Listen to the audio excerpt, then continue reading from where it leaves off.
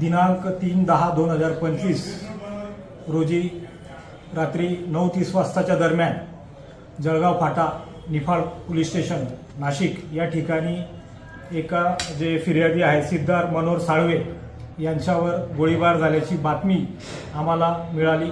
त्या बातमीच्या अनुषंगाने आम्ही माननीय एसपी सरांना व माननीय ॲडिशनल एसपी सरांना फोनद्वारे माहिती दिली।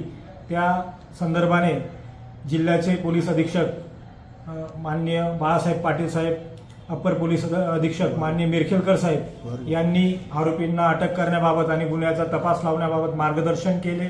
त्याप्रमाणे तसेच आमचे डीवायएसपी साहेब यांनी सुद्धा मार्गदर्शन केले।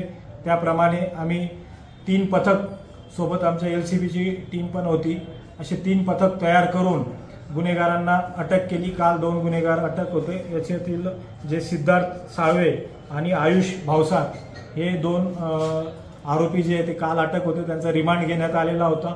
उर्वरित जे आरोपी आहेत 4 आरोपी, एफआयआर मध्ये 4च आरोपी होते, परंतु